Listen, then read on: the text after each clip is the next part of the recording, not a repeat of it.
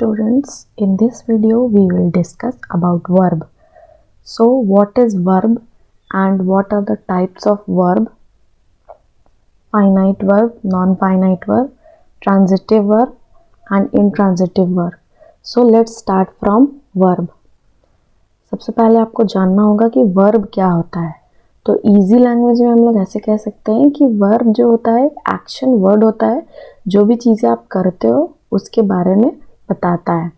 The verb is a word that is used to express some action, feeling और existence. It tell us something about the subject in the sentence. Example reading, writing, playing etcetera.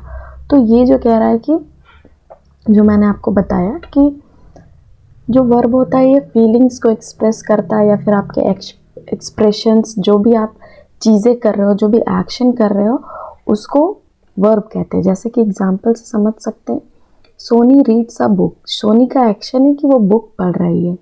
I feel cold, तो ये जो feel है ये verb है कि उसे ठंड लग रही है. तो यहाँ पे देखिए ये जो रीड है आपका ये वर्ब हो गया और ये जो फील है ये आपका वर्ब हो गया. A verb is a word that indicates a physical action. Physical action जैसे कि drive.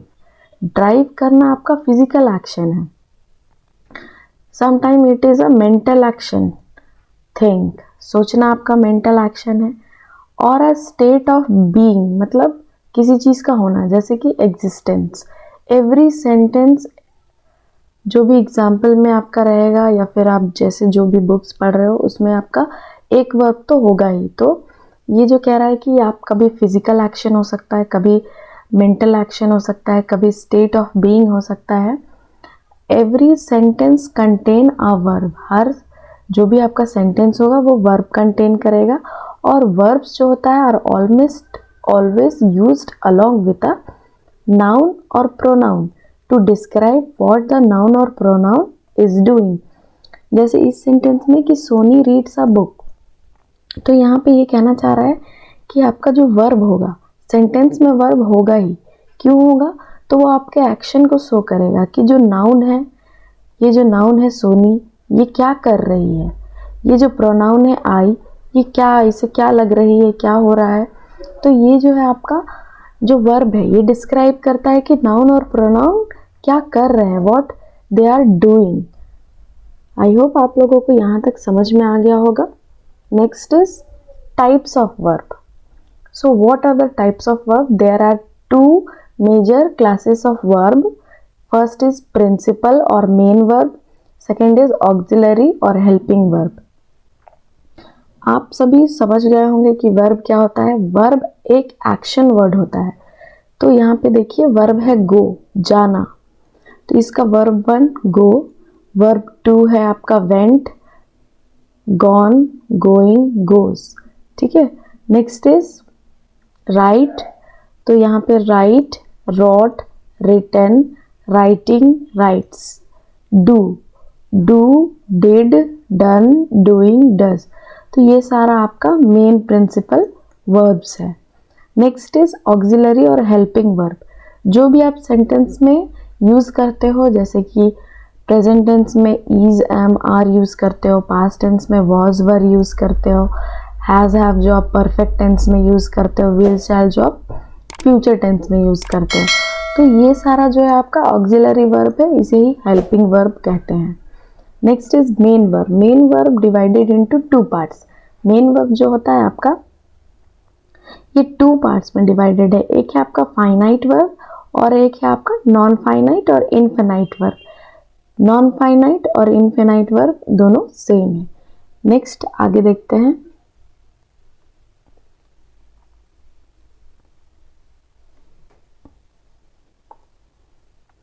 Finite verb. A finite verb is that which is limited to the number, person and tense it is of its subject. जो आपका finite verb होता है वो कह रहा है कि ये लिमिटेड होता है, लिमिटेड नंबर के लिए, पर्सन के लिए एंड टेंस और इसके सब्जेक्ट के लिए.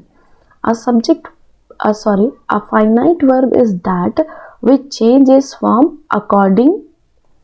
According to the number of person, tense and subject.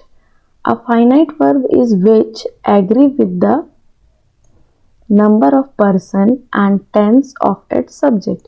जैसे कि यहाँ पे आप देख सकते हैं I, तो I के साथ आपने am लगाया है, दे के साथ आपने are लगाया है, ही के साथ आपने is लगाया है, यू के साथ आपने are लगाया है। तो जो फाइनाइट वर्ब होते हैं वो हमेशा उसके सब्जेक्ट पे डिपेंड करते हैं कि सब्जेक्ट जो होगा उसके अकॉर्डिंग उनको यूज़ किया जाएगा, according to the number of person and tense of its subject, कि कौन से टेंस में आप यूज़ कर रहे हो, कौन से नंबर, कितने नंबर है। यहाँ पर जैसे प्लेयर्स है तो दे आर प्लेयर्स, तो यहाँ पे आर यूज़ किया गया है। ही इज़ अ स्टूडेंट, तो ही एक सिंगुलर है तो इसके साथ इज़ यूज़ किया गया है। यू प्लूरल है तो इसके साथ आर यूज़ किया गया है। तो इस तरह से ये एक फाइनाइट वर्ब को डिस्क्राइब करता है। Next is non finite verb. Non finite verb क्या होता है? A non finite verb is that which is not limited.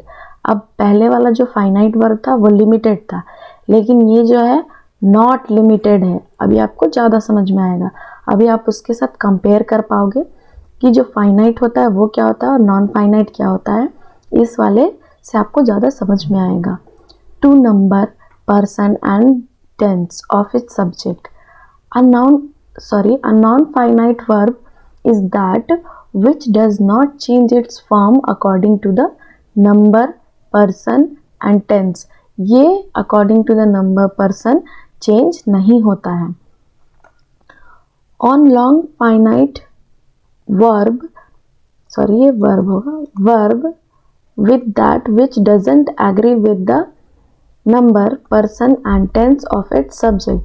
ये अपने जो भी इसका सब्जेक्ट होगा उसके अकॉर्डिंगली ये काम नहीं करेगा। नॉन फाइनाइट वर्ब हमेशा सेम रहेगा। जैसे आप देखिए क्या कह रहा है कि I want to learn English, he wants to learn English, they want to learn English.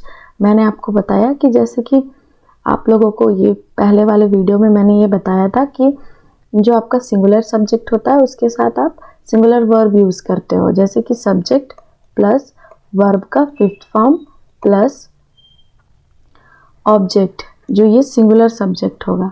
फिर आप प्लूरल सब्जेक्ट प्लस वर्ब का first form plus object use करते हो। तो यहाँ पे देखिए आई जो है आपका प्लूरल है, इसके साथ आपने वर्ब का फर्स्ट फॉर्म यूज़ किया है। और टू लर्न है जो कि इन तीनों सेंटेंस में टू लर्न आपका सेम है, चेंज नहीं हो रहा है, एज इट इज़ है। लेकिन ये जो वांट्स, यहाँ पे वांट है, यहाँ पे वांट्स है, यहाँ पे वांट है, तो ये according to the subject change हो रहा है। इसका मतलब ये फाइनाइट वर्ब है। लेकिन ये जो according to the subject change नहीं हो रहा है ये नॉन फाइनाइट वर्ब है। तो स्टूडेंट्स आपको ये समझ में आया कि जो नॉन फाइनाइट वर्ब होता है वो according to the subject change नहीं होता है, लेकिन जो आपका फाइनाइट वर्ब होगा वो according to the subject change होता है। आई होप आप लोगों को यहाँ तक समझ में आ गया होगा। नेक्स्ट है finite verb. Finite verb are two types. Finite verb जो होता है आपका ये भी टू टाइप्स का होता है, जैसे कि ट्रांजिटिव वर्ब और intransitive verb. Transitive verb that which require an object. ठीक है, आप लोग ये देख सकते हो कि ये जो ट्रांजिटिव वर्ब है इसको ऑब्जेक्ट का रिक्वायरमेंट होता है। मैंने यहाँ पे लिखा है, इसका मतलब कि जो इनट्रांजिटिव वर्ब होगा इसको नो नीड ऑफ ऑब्जेक्ट, इसको ऑब्जेक्ट का ज़रूरत नहीं है। ठीक है, लेकिन इसको ऑब्जेक्ट का ज़रूरत है। एक transitive verb depends on that which require an object, but intransitive verb not require an object. Transitive verb, a transitive verb is a verb that denotes an action which passes over from doer or subject to an object. Means यहाँ पे कहना चाह रहा है कि doer, ये word आपका important है, passes over. This is very important. Passes over doer और a subject means ये pass करता है doer को और subject को। रानी sang a song, रानी ने गाना गाया। ही रोट अ लेटर, उसने पत्र लिखा।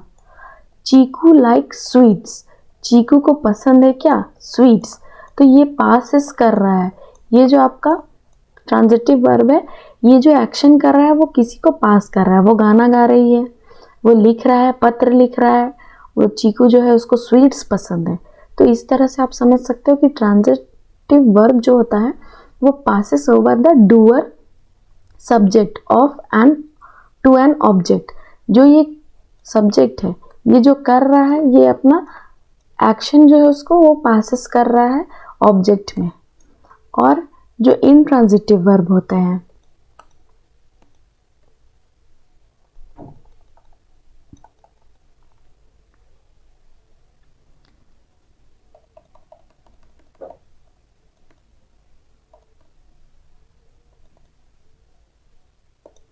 जो आपके इंट्रांजिटिव वर्ब होते हैं, ये intransitive verb is a verb that denotes an action which does not pass over to an object।